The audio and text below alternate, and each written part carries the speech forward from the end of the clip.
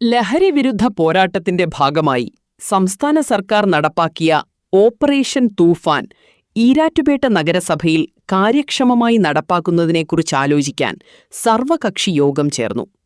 നഗരസഭാ ഹാളിൽ ചേർന്ന യോഗത്തിൽ ചെയർപേഴ്സൺ അഡ്വക്കേറ്റ് വി.പി. നാസർ അധ്യക്ഷത വഹിച്ചു. നഗരസഭാ കൗൺസിലർമാർ, പോലീസ്, എക്സൈസ് ഉദ്യോഗസ്ഥർ, നഗരസഭാ ആരോഗ്യ വിഭാഗം ഉദ്യോഗസ്ഥർ, വിവിധ രാഷ്ട്രീയ സന്നദ്ധ സംഘടനാ പ്രതിനിധികൾ തുടങ്ങിയവർ പങ്കെടുത്തു. ഞെട്ടിപ്പിക്കുന്ന വിവരങ്ങളാണ് യോഗത്തിനെത്തിയ പല പ്രതിനിധികളും പങ്കുവച്ചത്. കൗമാരക്കാരും യുവാക്കളും ലഹരിയുടെ പിടിയിൽ വീണുപോകാതിരിക്കാൻ മാതാപിതാക്കളുടെ കർശന ശ്രദ്ധയുണ്ടാകണമെന്ന് ഭൂരിപക്ഷ പ്രതിനിധികളും പറഞ്ഞപ്പോൾ, നിയമത്തിന്റെ പഴുതുകൾ ഉപയോഗപ്പെടുത്തി കച്ചവടക്കാരും ഉപയോക്താക്കളും രക്ഷപ്പെടുന്ന നിസ്സഹായാവസ്ഥയാണ് ഉദ്യോഗസ്ഥർ തുറന്നു പറഞ്ഞത്. കുറഞ്ഞ അളവിൽ ലഹരിയുമായി പിടിക്കപ്പെടുന്നവർ സ്റ്റേഷൻ ജാമ്യത്തിൽ ഇറങ്ങിപ്പോകുമ്പോൾ തങ്ങൾക്കൊന്നും ചെയ്യാൻ കഴിയുന്നില്ലെന്ന് ഉദ്യോഗസ്ഥർ പറഞ്ഞു. ലഹരി വിരുദ്ധ നിയമങ്ങൾ കൂടുതൽ കർക്കശമാക്കാൻ നിയമനിർമ്മാണം നടത്താൻ സംസ്ഥാന സർക്കാരിനോട് ആവശ്യപ്പെടണമെന്ന് യോഗത്തിൽ അഭിപ്രായമുയർന്നു.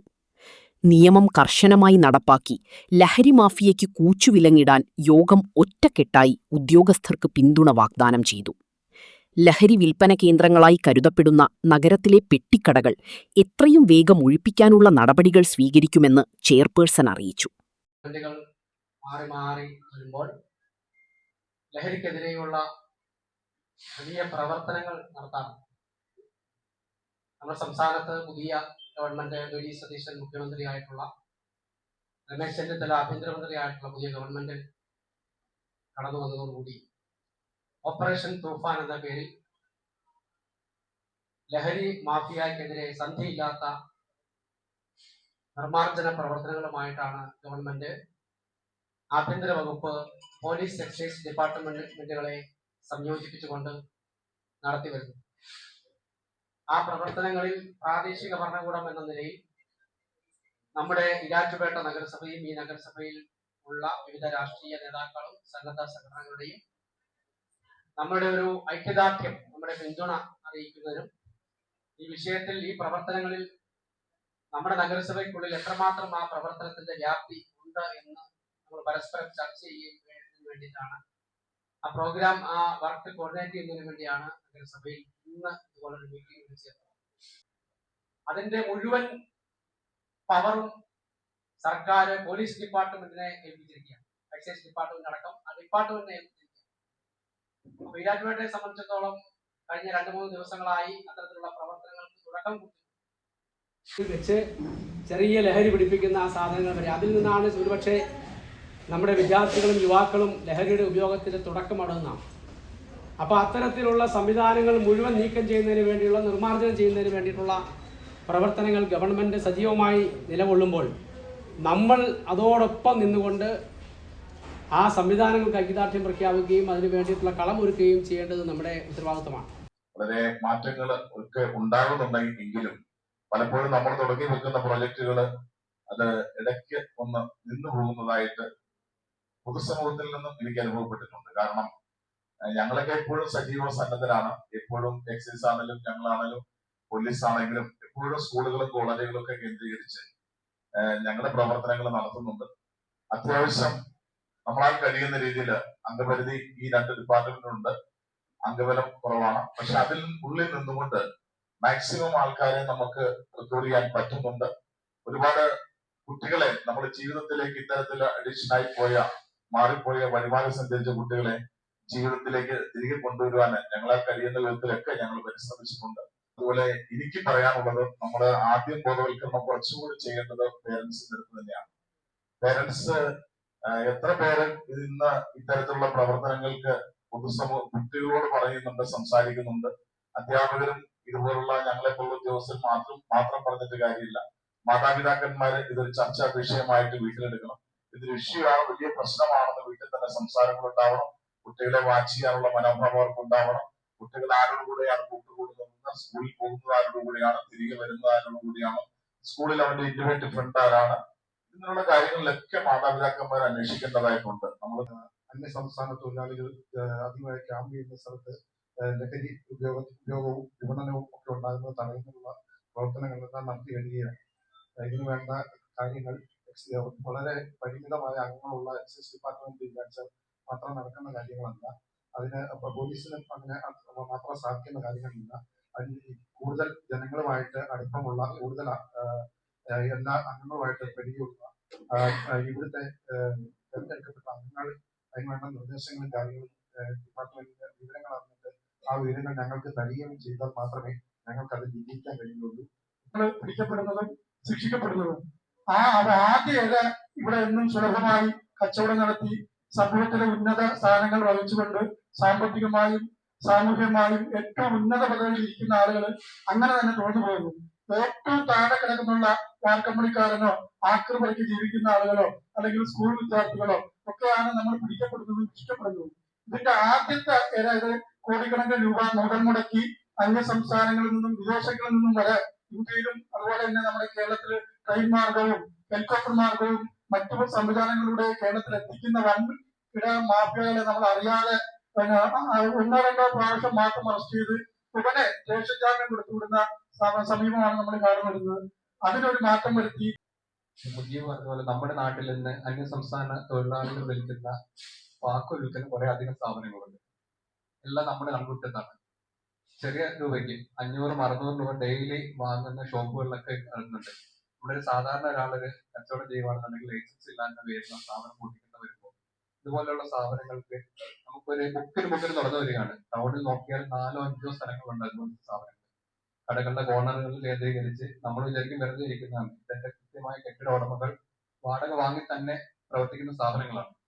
അവർക്ക് അതിന്റെ വാടക കിട്ടുന്നുണ്ട്. അതിന്റെ ഭവിഷ്യത്ത് നമ്മൾ പറഞ്ഞാൽ കെട്ടിട ഉടമകൾ വാങ്ങാൻ തയ്യാറാവുന്നില്ല. ഇത് ലഹരി എന്ന് പറയുന്നത് നമ്മുടെ ഓരോരുത്തരെയും പടിമുറ്റത്ത് നിൽക്കുവാണ്, പടിവാതിക്കലെത്തി നിൽക്കുവാണ്.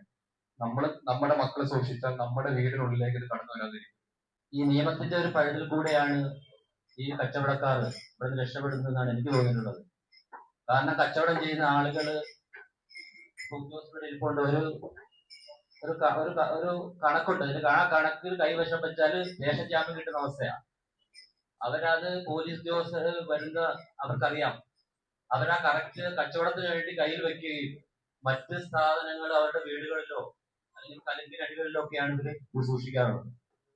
അതുപോലെ രാത്രി 3 മണിക്ക് ശേഷമാണ് ഇപ്പം പറഞ്ഞ പോലെ 3 മണിക്ക് ശേഷമാണ് ഇതിന്റെ പ്രവർത്തനങ്ങൾ കൂടുതൽ നടക്കുന്നത്. അവസ്ഥയാണ്. പെട്രോളിംഗ് ശക്തമാക്കി ഇവരെ പിടിക്കാൻ സാധിക്കുമെന്നാണ് എനിക്ക് തോന്നുന്നത്. ലഹരി എന്ന് പറയുന്ന സംവിധാനം ഈരാറ്റുപേട്ടയിൽ അനിയന്ത്രിതമായി കടന്നുകൂടി എന്നുള്ളത് ഒരു യാഥാർത്ഥ്യം. പെൺമക്കളടക്കം പ്രതികളാണെന്ന് പറഞ്ഞാൽ നമ്മുടെ നാടിന്റെ ശാപം ചെറുതല്ല. പോലീസിന്റെ ഭാഗത്തു നിന്നും ശക്തമായ ആക്ട് വന്നാൽ മാത്രമേ കാര്യമുള്ളൂ. നമ്മൾ എന്തെല്ലാം കൂടി പിരിയാവുന്ന മാത്രമേ ഉള്ളൂ. ഈ യോഗങ്ങളൊക്കെ ഒരു ഭാഗത്ത് നടക്കും. പക്ഷെ പോലീസിന്റെ ഭാഗത്തു നിന്നും അതിശക്തമായ ആക്ട് വന്നെങ്കിൽ മാത്രമേ കുറവുണ്ടാകൂ. ഞാൻ പറയുന്ന പ്രദേശത്ത് ഒരു കുടുംബത്തിലെ ഒരു മകൻ ഇതിനകത്ത് പ്രതിയാണെന്ന് കരുതുക. ഒരു വീട്ടിലെ ഒരു കുടുംബത്തിലെ മകൻ പ്രതിയാണെന്ന് കണ്ടാൽ ഞാൻ പറയുന്നത് അവിടുത്തെ സമീപത്തുള്ള എല്ലാ വീട്ടുകാരും അറിയും. ഏറ്റവും വലിയ ദുര്യോഗമാണ് നമ്മുടെ നാട്. ഒരു വീട്ടിൽ ഒരു മനുഷ്യന്റെ മകൻ പ്രതിയാണെങ്കിൽ ചുറ്റുപാടുള്ള മനുഷ്യൻ മൊത്തം അറിയും ഇവനവിടെ പ്രതിയാണെന്നും ഈ കേസ് അകപ്പെടുന്നുണ്ട്. പക്ഷെ ഈ വീട്ടുകാരൻ മാത്രം അറിയുന്നില്ല എന്ന് പറഞ്ഞാൽ ഇയാൾക്ക് മാത്രം പ്രത്യേകതയാണ്. ഒരു കുടുംബത്തിലെ മകൻ പ്രതിയാണ്, പോലീസ് ഓടിക്കുന്നു, പിടിക്കുന്നു, സന്നദ്ധ പ്രവർത്തകർ വിറയെ നടക്കുന്നു എന്നൊക്കെ പറയുമ്പോഴും ആ കുട്ടിയുടെ പിതാവിനോട് ചോദിച്ചാൽ പിതാവ് എന്ന കാര്യം എന്റെ മകൻ അങ്ങനത്തൊന്നും ഇല്ലെന്നാ പറയും. എന്റെ മകൻ അങ്ങനെയൊന്നും ഇല്ല, അല്ലെങ്കിൽ എന്റെ മകൻ ആ പറയുന്ന പറയുന്നത് അവൻ ആ മകനെ ഒരുപക്ഷെ മകനും പിതാവൊക്കെ വലിയ അരോഗത്തിലായിരിക്കും, ഒരു രോഗത്തിലായിരിക്കുകയല്ല. പക്ഷെ എങ്കിൽ പോലും ഈ പിതാവ് അറിയുന്നില്ല, അത് അറിയിക്കുന്നില്ല എന്നുള്ളതാണ്. പരിധിക്കപ്പുറത്താണ് ഇതിന്റെ ഭരണകൂടം തന്നെ നേരെ എടുക്കേണ്ട കുറെ തീരുമാനങ്ങളുണ്ട്. പറയുന്നത് നമ്മളിവിടെ ഉരുത്തിരിഞ്ഞ് വരുന്ന സംഗതികളൊക്കെ ഇപ്പൊ ചെയർമാനെ പോലെയുള്ള ആൾക്കാർ കളക്ടറിന്റെ സാന്നിധ്യത്തിലൊക്കെ കൂടുന്ന മീറ്റിംഗിൽ അത് വളരെ ശക്തമായ രൂപത്തിൽ പറയണം. വളരെ സമൂഹത്തിലെ ന്യൂനപക്ഷം, വളരെ ചെറിയ ന്യൂനപക്ഷമാണ് ഈ ലഹരി പദാർത്ഥങ്ങൾ ഉപയോഗിക്കുകയും അല്ലെങ്കിൽ വിൽപ്പന നടത്തുകയും ചെയ്യുന്നത്. പക്ഷെ അവർ ഒരു സംഘടിതരാണ് എന്നുള്ളതാണ്. സമൂഹത്തിലെ 97% വരുന്ന ആൾക്കാർ അസംഘടിതരും ഈ 3% വരുന്ന ആൾക്കാർ സംഘടിതരും. അപ്പൊ അതുകൊണ്ട് തന്നെ അതിനൊരു മാറ്റം വരുത്താനുള്ള നീക്കം നമ്മുടെ ഭാഗത്തു നിന്നുണ്ടായാൽ തീർച്ചയായിട്ടും നമുക്ക് ഇതിനെ പ്രതിരോധിക്കാൻ കഴിയും. 2 മാസമാണ് ശിക്ഷ കൊടുക്കുന്നതെങ്കിൽ കുറഞ്ഞതൊരു 2 വർഷമെങ്കിലും ശിക്ഷ കിട്ടത്തക്ക രൂപത്തിലേക്ക് നിയമം മാറ്റി എഴുതാൻ ഇത്തരത്തിലുള്ള ഉന്നതമായ മീറ്റിങ്ങുകൾ കൂടുമ്പോൾ നമ്മൾ അറിയിക്കണം. ആ ഒരു വികാരത്തോടുകൂടി ഭരണകൂടം നമ്മളോടൊപ്പം നിൽക്കണം എന്നുള്ളത്. ഏറ്റവും ആദ്യം ഒരു നിയമാവലി ഉണ്ടെങ്കിൽ അത് ഈരാറ്റുപേട്ട പോലീസ്, കാരണം പോലീസുകാർക്ക് ആളെ പേടിക്കേണ്ട കാര്യമില്ല. 3 വർഷം കഴിഞ്ഞ തലമാറി പോകും. ഞങ്ങൾ സ്ഥിരം താമസക്കാരാകുമ്പോൾ ചിലപ്പോൾ പ്രചാരണം ഉണ്ടാകാം.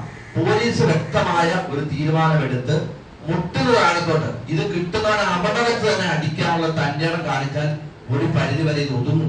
പൂർണ്ണമായി ഒതുങ്ങുമെന്നാണ് ഞാൻ പറഞ്ഞത്. അതിന് ഇത്രയും കാലം മോളിൽ നിന്നൊരു സപ്പോർട്ടില്ല. ഇപ്പൊ നമ്മുടെ ഏറ്റവും വലിയ ആഭ്യന്തര വകുപ്പ് തന്നെ രണ്ടും കൽപ്പിച്ച് ചാടിയിരിക്കുകയാണ്. അപ്പൊ അവർ ചാടി ഇറങ്ങാൻ പറഞ്ഞു. ഞാൻ മിനിങ്ങാന്ന് MSA വന്നപ്പോൾ ഒരു വണ്ടി പോലീസുണ്ട്. ബംഗാളികൾക്കിട്ട് നല്ല വില കൊടുക്കുന്നുണ്ട്. ഒരു 5 പേരെ പിടിച്ചിട്ട് കൊണ്ടുപോയി. ഞാൻ അവിടെ പോയി എനിക്ക് സന്തോഷം തോന്നി. അപ്പൊ അവരുടെ ഒരു പ്രവർത്തനം ഇതുപോലെ തന്നെ തുടർന്നാൽ ഒരു പരിധി ഒതുക്കാൻ കഴിയും. അതുപോലെ ഈ പഞ്ചായത്തിൽ ലൈസൻസ് ഇല്ലാത്ത കച്ചവടക്കാരെയൊക്കെ പറഞ്ഞു വിടണം. നമ്മളതിന് പ്രസംഗിച്ചിട്ട് കാര്യം എനിക്ക് കഴിയുമെങ്കിൽ ഞാൻ ചിലപ്പോൾ ചെയ്യാം. എനിക്കതിനുള്ള പവറില്ല. അതിന് പവറുള്ള ആളുകൾ ഇരിക്കുമ്പോൾ അവര് പറഞ്ഞ ലൈസൻസ് ഇല്ലെങ്കിൽ നീ വിട്ടുപോക്കോ, ടാക്സ് എടുത്താനോ, അങ്ങനെ നിയമം കർശനമാക്കി നടത്തിയാൽ ഇവിടെ എല്ലാ കാര്യങ്ങളും നടക്കും. ഒരു 6 മാസമായിട്ട് ഒരു 100 രൂപ പോലും വരുമാനം ഇല്ലാതെ നടത്തിക്കൊണ്ട് പോവുകയാണ് ഈ ലോട്ടറി കട. അപ്പൊ എന്തിന് നടത്തുന്നു വേണേൽ ചോദിക്കാം. പക്ഷെ നമ്മൾ തുടങ്ങിപ്പോയി ഇട്ടിട്ട് പോകത്തില്ലാത്ത അവസ്ഥയായി, കുറെ പൈസ ഉള്ളിലായി, അങ്ങനെ ഭയങ്കര പ്രതിസന്ധിയാണ്. നമുക്ക് അരി മേടിക്കാൻ പോലും പറ്റാത്ത സാഹചര്യത്തിൽ കൂടെ പോകാം. അതിന്റെ കാരണം എന്താണെന്ന് വെച്ചാൽ ഈരാറ്റുപേട്ടയിൽ വ്യാജ ലോട്ടറി എഴുത്ത് നടക്കുന്നുണ്ട്. കേരള ലോട്ടറി 50 രൂപ, വ്യാജ ലോട്ടറി 30 രൂപ. അപ്പം പെരുമാറ്റപ്പെട്ടവർക്കെല്ലാം അറിവുള്ള കാര്യമാണ്. ഞങ്ങൾ പരാതിയായിട്ട് ഒരുപാട് വലിയ സാറിനെയൊക്കെ സമീപിച്ചാൽ ഒരുപാട് തവണ സമീപിച്ചു. സാറ് പിന്തുണ തരാമെന്നും എല്ലാം പറഞ്ഞിട്ടുണ്ട്. അതിന് ബാക്കി എല്ലാവരും കൂടെ കൗൺസിലർമാരെല്ലാം അതിന് വിചിത്രമായിട്ട് ഇടപെട്ട് എന്തെങ്കിലും ഒരു നടപടി ഉണ്ടാക്കി തരണമെന്ന് ഈ അവസരത്തിൽ വിനീതമായി അപേക്ഷിക്കുന്നു. നടപടി സ്വീകരിക്കുക. അതുമായി ബന്ധപ്പെട്ട് എക്സൈസും പോലീസും നമുക്ക് സംയുക്തമായിട്ട് എല്ലാ ജില്ലകളിലും നടക്കുന്നത് പോലെ സംയുക്തമായിട്ട് റെയ്ഡ് സംഘടിപ്പിക്കാനുള്ള തീരുമാനം ഇവിടെ ഉണ്ടാകണമെന്നാണ് എനിക്ക് പറയാനുള്ളത്. ലഹരിയുമായി ബന്ധപ്പെട്ട വിഷയമുണ്ട്. ലഹരിയുമായി ബന്ധപ്പെട്ട വിഷയത്തിൽ 2 കാര്യങ്ങളാണ്. ഒന്ന് ബോധവൽക്കരണം, 2 ആക്ഷൻ. ബോധവൽക്കരണം ശരിക്കും പോലീസിന്റെ ഭാഗത്ത് നടക്കുന്നുണ്ട്, എക്സൈസിന്റെ ഭാഗത്ത് നടക്കുന്നുണ്ട്. ഇനി ജനപ്രതിനിധികളായ നമ്മൾക്കും ഉത്തരവാദിത്വമുണ്ട് ഈ വിഷയത്തിൽ ബോധവൽക്കരണം നടത്താൻ. ഇവിടെ മീറ്റിംഗ് കൂടി ചായ കുടിച്ചിട്ട് കഴിഞ്ഞാൽ പോരാ എന്ന് പലരും അഭിപ്രായം പറഞ്ഞു. മീറ്റിംഗ് കൂടണ്ടേ, ചായ കുടിക്കണ്ടേ? മീറ്റിംഗ് കൂടിയാലേ ഇത്തരം ചർച്ചകൾ നടക്കുള്ളൂ. അപ്പൊ അതിന് നെഗറ്റീവായിട്ട് കാണണ്ട, പോസിറ്റീവായിട്ട് കാണണം. ഈ ലഹരി പദാർത്ഥങ്ങളുടെ ഉപയോഗം ദൈനംദിനം വർദ്ധിച്ചു വരികയാണ്. അതിന്റെ സ്വഭാവങ്ങൾ മാറി വരികയാണ്. ഇന്നലെ കണ്ട ലഹരിയല്ല ഇന്ന് കാണുന്നത് എന്ന് പറയുന്ന പോലെ ആ തരത്തിൽ മാറ്റം വരുമ്പോഴത്തേക്കും നമ്മുടെ വർക്കുകളും ഇങ്ങനെ നിരന്തരം നടത്തിക്കൊണ്ടിരിക്കണം. അല്ലാതെ ഒന്നും ഒരു ഒറ്റ അടിക്ക് നിർത്താൻ പറ്റുന്ന സംഗതികളല്ല. സമൂഹത്തിൽ നെഗറ്റീവ് ഇമ്പാക്ട് ഉണ്ടാകുന്ന ഒരുപാട് വിഷയങ്ങളുണ്ട്.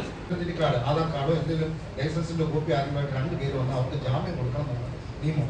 ഇവരെ വേറെ ഒന്നും ചെയ്യാൻ പറ്റില്ല. കാരണം ഇവരെ കൊണ്ട് ഒരു ചെറിയൊരു പൊതിക്കകത്തായിരിക്കും. ഇവർ 5 ഗ്രാമോ 2 ഗ്രാമോ 3 ഗ്രാമോ ആയിരിക്കും ഇവർ കൂട്ടുകൂടി ഉപയോഗിക്കുന്നത്. നമ്മൾ ഇവരെ പിടിച്ചിട്ടുണ്ടെങ്കിൽ ഇവരെ എത്തിച്ച് അവരെ അറസ്റ്റ് ചെയ്ത് എത്തി കഴിഞ്ഞാൽ അവർ വീട്ടുകാരെ അറിയിക്കണം, അല്ലെങ്കിൽ അവരുടെ സുഹൃത്തുക്കളെ അറിയിക്കണം. നമ്മൾ അറസ്റ്റ് അറിയിപ്പ് കൊടുക്കണം. അറസ്റ്റ് അറിയിപ്പ് കൊടുത്ത് കഴിഞ്ഞിട്ട് പറയും, എടാ നീ ആരാന്ന 2 കൂട്ടുകാരെയായിട്ട് വാ എന്ന് പറയും. അവർ 2 പേര് ലൈസൻസോ ആധാരോ വന്നിട്ടുണ്ടെന്നുണ്ടെങ്കിൽ അവർക്ക് നമ്മൾ ജാമ്യം കൊടുത്തേ പറ്റുള്ളൂ. അപ്പൊ എക്സൈസ് ഡിപ്പാർട്ട്മെന്റിന് അവരെ ശിക്ഷിക്കാനുള്ള പരിധിയുണ്ട്. അല്ലെങ്കിൽ 1 കിലോ കൂടുതലായിരിക്കും അവർക്ക് ജാമ്യം കൊടുക്കാണ്ടിരിക്കണമെന്നുണ്ടെങ്കിൽ. അത് NDPS നിയമം അനുസരിച്ചുള്ള കാര്യങ്ങളാണ്. നല്ല രീതിയിൽ നമുക്ക് ഒരുപാട് കാര്യങ്ങൾ ചെയ്യാൻ സാധിച്ചിട്ടുണ്ട്. ഒരുപാട് കുട്ടികളെ സേവ് ചെയ്യാൻ സാധിച്ചിട്ടുണ്ട്. ട്രീറ്റ്മെന്റിലൂടെ ഒക്കെ ഒരു പരിധി വരെ. പൂർണ്ണമായിട്ടും ഇതിനൊരു അറിയാമല്ലോ, എല്ലാവർക്കും അറിയാം, MDMA പോലുള്ള സിന്തറ്റിക് ലഹരികൾ ഉപയോഗിച്ച് കഴിഞ്ഞാൽ നമുക്കറിയാം മനുഷ്യ ശരീരത്തിൽ അത് പ്രവേശിച്ചാൽ പിന്നെ അതിൽ നിന്നും ഒരു മോചനം അത് വളരെ പ്രയാസമാണ്. നമ്മളൊക്കെ മനസ്സിലാക്കേണ്ട, ഇവിടെ ഇരിക്കുന്ന എത്ര കൗൺസിലർമാർക്ക് അതിനെപ്പറ്റി അറിയാമെന്ന് എനിക്കറിയില്ല.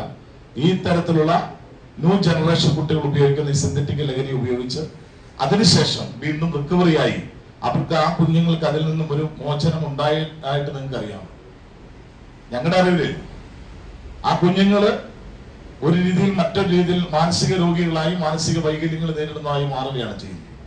ഇതിന്റെ ഭീകരാവസ്ഥയെ കുറിച്ച് ഞാനിവിടെ ഒരു 5 മിനിറ്റ് സംസാരിച്ചാൽ ഇവിടെ ഇരിക്കുന്ന സ്ത്രീകളായിട്ടുള്ള കൗൺസിലർമാർ കരയും. കാരണം നിങ്ങളുടെ പ്രായമുള്ള അമ്മമാര് ഓരോ ദിവസവും കരഞ്ഞുകൊണ്ട് ഞങ്ങളെ വിളിക്കുന്ന സാഹചര്യങ്ങൾ ഇന്ന് നിരവധിയാണ്. നടപ്പാക്കാൻ ഒരു ദിവസം കൊണ്ട് ചെയർമാൻ പറഞ്ഞാല് ഒരു സുപ്രഭാതം കൊണ്ട് ഇവിടെ എല്ലാം നമുക്ക് ഭംഗിയാക്കാമെന്ന് വിശ്വസിക്കുന്നില്ല. പക്ഷേ മാറ്റങ്ങൾ ഉണ്ടാവണം ബോധവൽക്കരണങ്ങളിലൂടെ. ഞാൻ കഴിഞ്ഞ സീസണിലെ മദ്രസകളിലൊക്കെ ഞാൻ പോയി ക്ലാസ് എടുത്തിട്ടുണ്ട്. ഞാൻ പറഞ്ഞു കൊടുത്തിട്ടുണ്ട്. കുറെ കുട്ടികളെ ഇതിന്റെ ഭവിഷ്യത്ത് പറഞ്ഞ് മനസ്സിലാക്കാൻ സാധിച്ചിട്ടുണ്ട്. അങ്ങനെയുള്ള കാര്യങ്ങളൊക്കെ ചെയ്യുന്നുണ്ട്. എക്സൈസ് ഡിപ്പാർട്ട്മെന്റ് സജീവമായിട്ട് എപ്പോഴും എല്ലാ കാര്യങ്ങളും എപ്പോ വിളിച്ചാലും അവരും വരിക. കയറുന്ന രീതിയിൽ കാര്യങ്ങളെല്ലാം അവതരിപ്പിച്ചു.